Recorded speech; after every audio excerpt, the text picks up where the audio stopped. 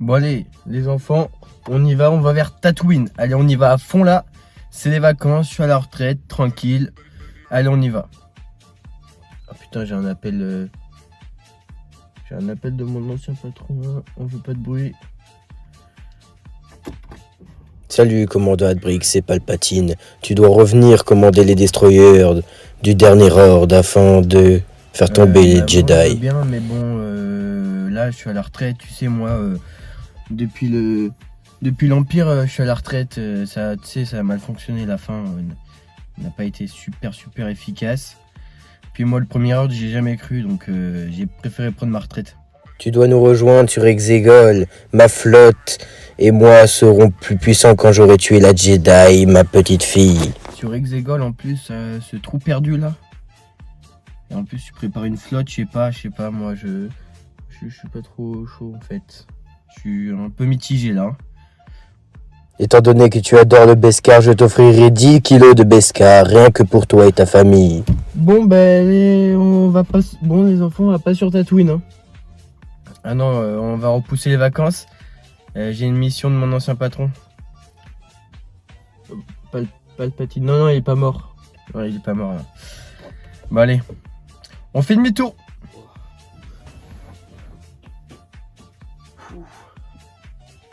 Je fais des cauchemars bizarres.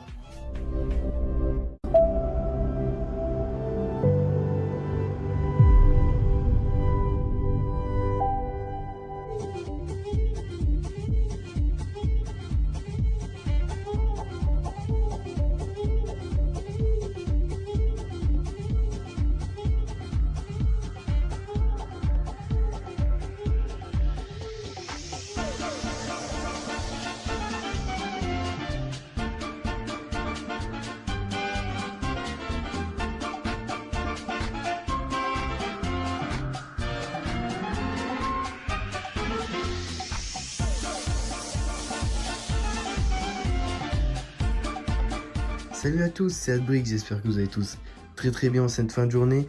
J'ai ouvert un peu les volets pour un petit peu de lumière pour profiter à fond de cette review. Alors au niveau de la review, ce ne sera pas une review de 30 minutes. Je pense que vous connaissez le set, il n'y a plus besoin de le présenter. Il est sorti en 2019. C'est le UCS Star Destroyer ou appelé communément aussi dans la panoplie Star Wars Devastator. Donc c'est le premier vaisseau qu'on voit hein, dans le film de 74 ou 76, je sais plus. Vous me direz en commentaire. Donc c'est le vaisseau personnel, le destroyer personnel de Monsieur Dark Vador. Donc voilà, le set coûte 700 € chez Lego. Au niveau des pièces, je ne veux pas vous dire de bêtises, donc je vais pas dire un nombre de pièces au hasard comme ça. Donc pour l'instant, il est sur ma table basse. Donc quand il sera exposé, je vous le montrerai, il n'y a pas de souci. Donc la vidéo va pas être longue. Comme je vous l'ai dit en début de vidéo, ça va pas être long, ça va être pas une quick review, mais je vais essayer de faire les aspects le plus rapidement possible pour pas trop vous ennuyer. Au niveau de l'intro, j'espère que ça vous a plu. Je fais un petit test, voilà, je trouve ça marrant et j'ai envie de me démarquer sur les intros par rapport aux autres youtubeurs où ils montent leur tête, ils expliquent le set, etc. Moi je trouvais ça plus sympa de faire une petite mise en scène, je vais essayer de le faire plus souvent.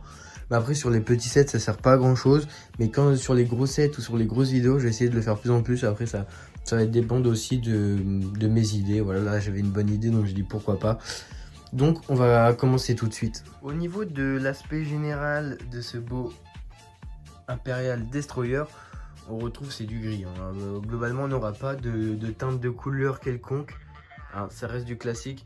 Mais au niveau de la taille, il est plus grand que celui de 2002.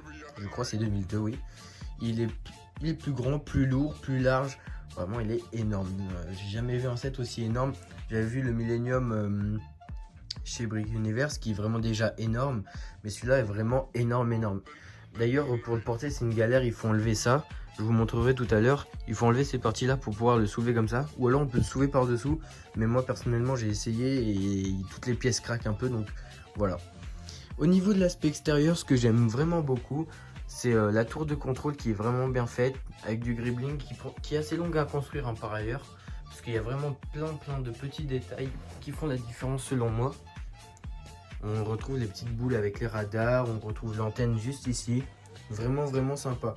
Ensuite, on descend un petit peu vers tout ce qui va être commande, poste de commande de ce Imperial Star Destroyer. Donc là aussi, hein, ce n'est pas... Finalement, je m'attendais à un entassement de plaques. Parce que j'avais pas trop regardé de speed build avant de l'avoir. Parce que j'aime pas trop me spoiler de la construction, si vous voulez. Et vraiment, en fait, non, c'est vraiment des grosses briques qu'on vient après à habiller avec certaines techniques de montage. Et beaucoup de pièces comme ça. Ou de pièces, si vous voulez, de figurines d'exposition. Comme celle-ci, par exemple. Et franchement, c'est vraiment sympa. Après, on vient les crocheter avec des pins. Et voilà. Alors, au niveau de la construction en elle-même, si vous êtes fan de Gribbling, vous allez vraiment être servi. Parce qu'en fait, toute la construction, à part les premiers sachets où on fait l'armature en technique qui peut être un peu pénible pour certains, moi, ça a été, parce qu'en fait, j'avais tellement hâte de le finir que finalement, le technique m'a pas si dérangé que ça. Mais c'est vrai qu'il y a quand même pas mal de Gribbling et c'est vraiment sympa. Au niveau de l'arrière du vaisseau, donc là c'est mon gros coup de cœur. Les réacteurs sont vraiment bien faits. Au niveau de la construction, c'est quand même assez long ce derrière là. C'est vraiment... il faut mettre des plaques, etc. l'une sur l'autre. Et c'est un peu long, mais après quand on arrive au résultat final, c'est vraiment joli. Ça, je trouve que ça transmet vraiment bien l'image du film. Et on s'y retrouve quoi. Avec ces pièces bleues qui sont vraiment magnifiques. Quand on les voit dans le sachet, c'est vrai qu'on se dit waouh. Et puis après, voilà, il y a le souci du détail. On retrouve le petit marteau ici, ça m'a fait rire. Vraiment, c'est vraiment le souci du détail. Après, au niveau, si je devais trouver des petits défauts à ce set là, ça serait sûrement au niveau des fixations. Donc là, au niveau des plaques ici, on est quand même sur quelque chose de assez solide. Hein. Quand on appuie dessus, ça va. Au-dessous, ça va, etc. Mais c'est au niveau vraiment du poste de contrôle. Du poste de contrôle, oui, du poste de contrôle. Là, je vais vous montrer un petit peu. C'est vraiment pas stable. En fait, ça tient sur avec des tenons et des croches et des pins, pardon. Du coup, c'est vraiment pas très stable. Mais après, c'est pas un set qui demande à être beaucoup bougé comme un playset par exemple, comme le Destroyer. Les anciens Destroyers qu'ils avaient fait en plus petit aux alentours des 150 €. C'est pas du tout la même attente, c'est vraiment de la collection. C'est du collector, c'est du UCS, c'est du Ultimate Collector Series. Donc c'est pas ça qu'on lui demande en priorité, loin de là. Après, au niveau de l'habillage, je trouve que c'est vraiment sympa de remettre des petites plaques sur la plaque. Comme ça fait pas neutre, ça fait pas sobre. Même si on est sur du gris, hein, on est quand même sur quelque chose de relativement très sobre.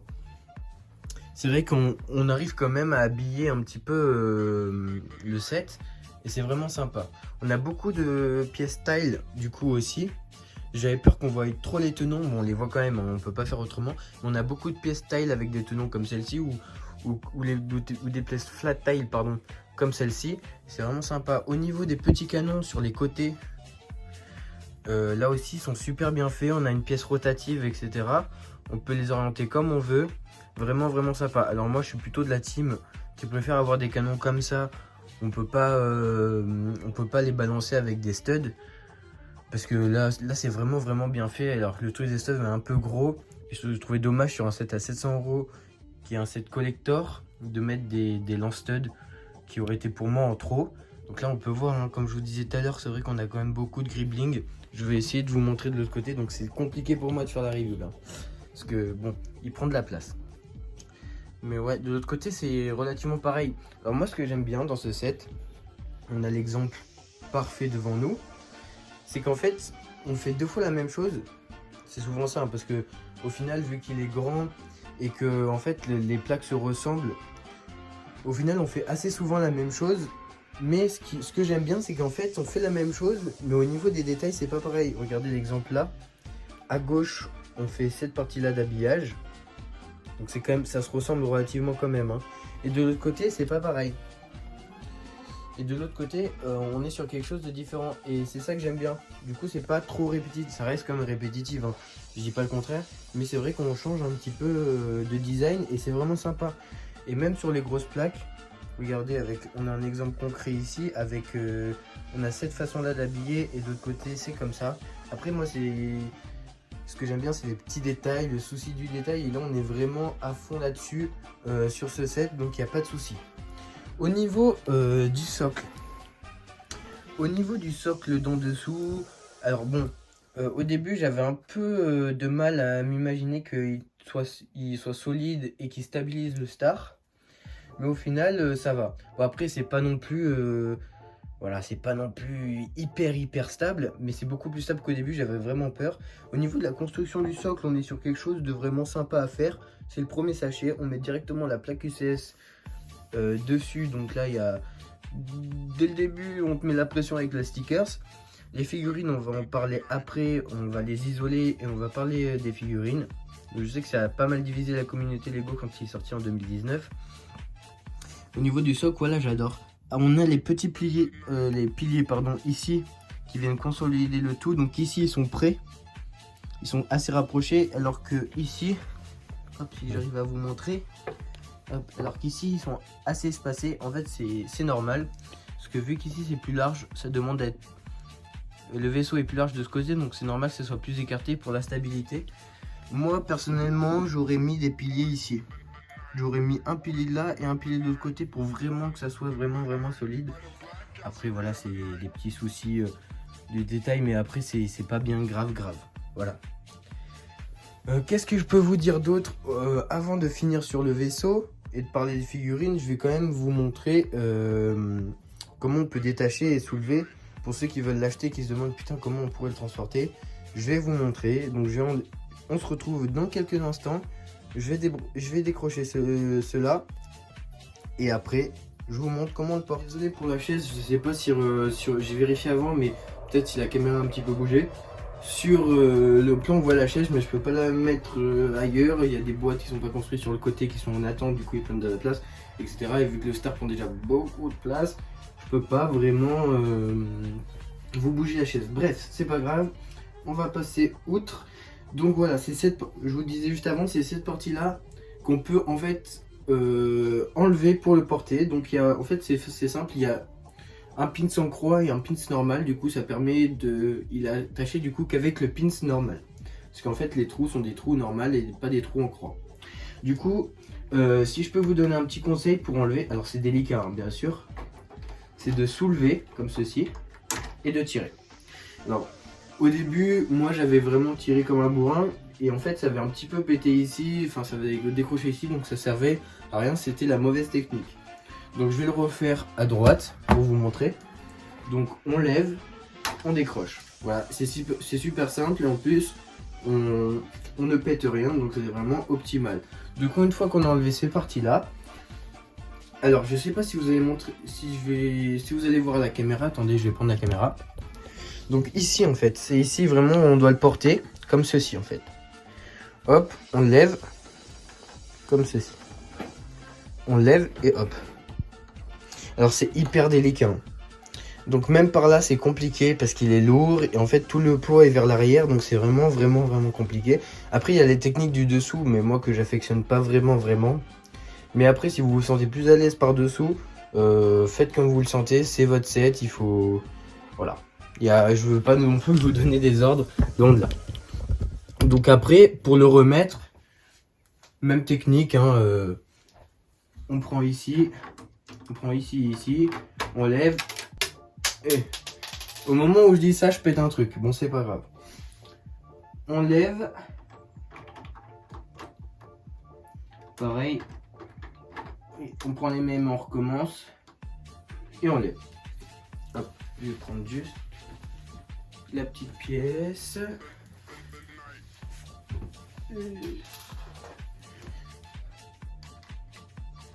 Hop.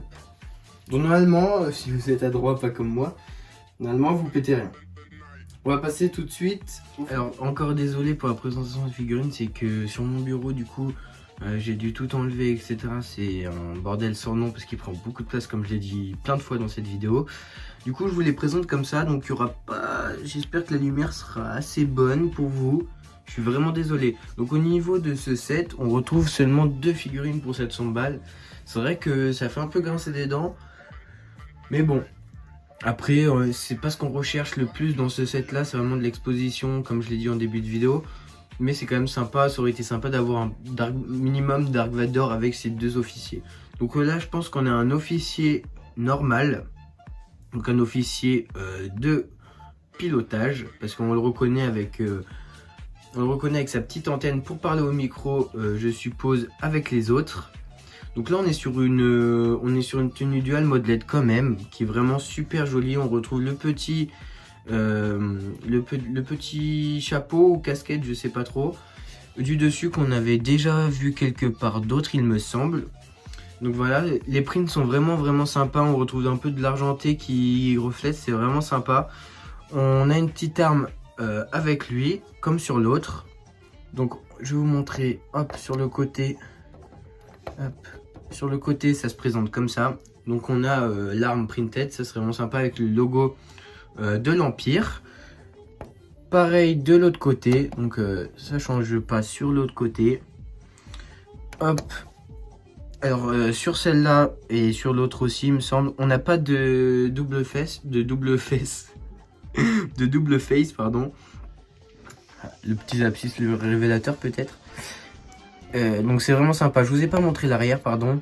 Au niveau du dos, donc on retrouve les pliages de chemise. Donc là il n'y a rien d'exceptionnel. On retrouve la petite ceinture noire.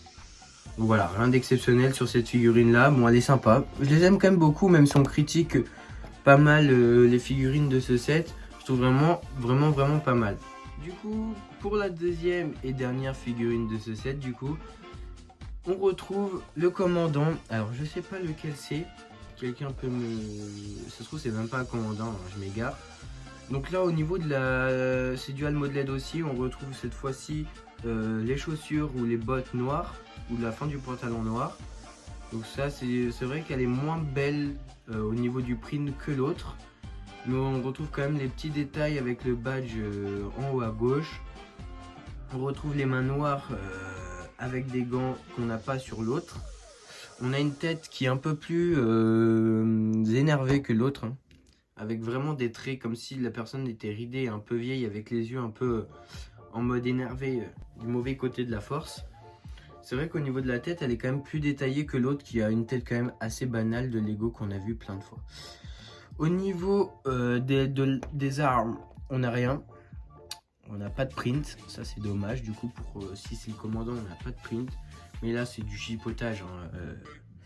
Au niveau du dos c'est pareil que sur l'autre, hein. Même créneau, on a du pliage de chemise avec la petite ceinture, c'est pareil.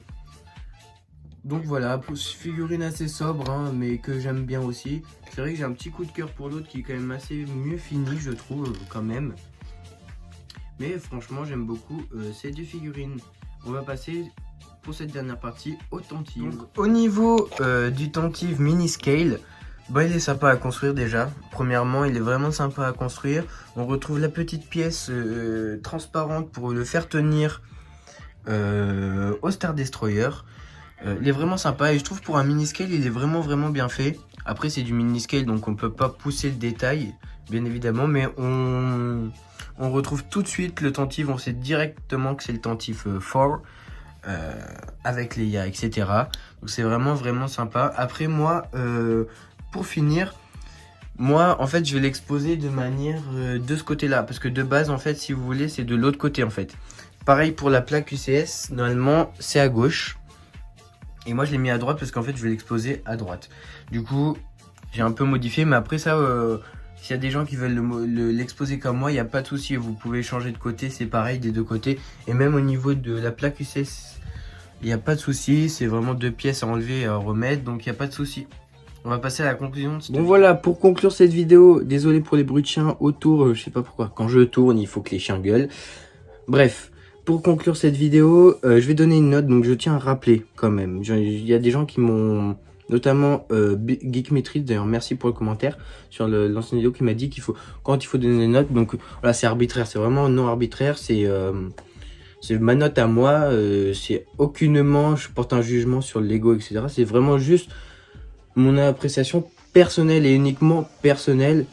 Voilà, donc je sais pas si vous êtes fan des notes ou quoi, mais moi ça me permet vraiment de noter mes sets et c'est pour moi en fait, c'est uniquement pour moi. C'est pas pour vous dire ah, je mets une note de 4 ou de 3 donc achetez pas le set. En plus c'est très rare parce que si j'achète le set c'est que vraiment je l'aime bien.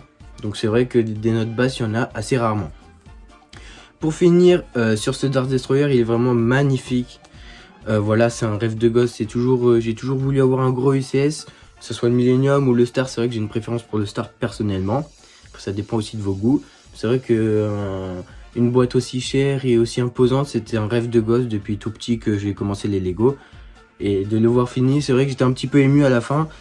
Et voilà. Donc au niveau de la note globale, donc je donne une note sur 10 comme d'habitude. Là, c'est un 9 sur 10. Alors pourquoi il n'a pas 9,5 ou il n'a pas 10 sur 10? Déjà, j'enlève 0,5 pour l'absence de Dark Vador. C'est un plus, hein. C'est qu'une figurine, mais même si c'est pas exclusif, etc., c'est mieux quand même d'avoir Dark Vador dans ce set. Et je mets pas non plus l'ennemi qui reste parce qu'il n'y a pas d'intérieur. Mais je demandais pas full intérieur comme sur les mocks, etc. Mais juste dans le poste de commandement, avoir une petite salle, un petit truc de commandement avec un petit hologramme. Ça aurait vraiment pas été de plus. Donc voilà, donc 9 pour ce set. J'espère que la vidéo vous aura plu. N'hésitez pas à commenter et me donner votre avis sur l'intro. Si ça vous a plu, si je dois continuer ou si je dois arrêter. Donc j'ai remarqué qu'au montage avec le soleil, j'ai les oreilles rouges. J'ai pas le Covid, c'est juste que c'est le soleil. Donc j'espère que ça vous a plu. Salut les gars, c'était Adbrick.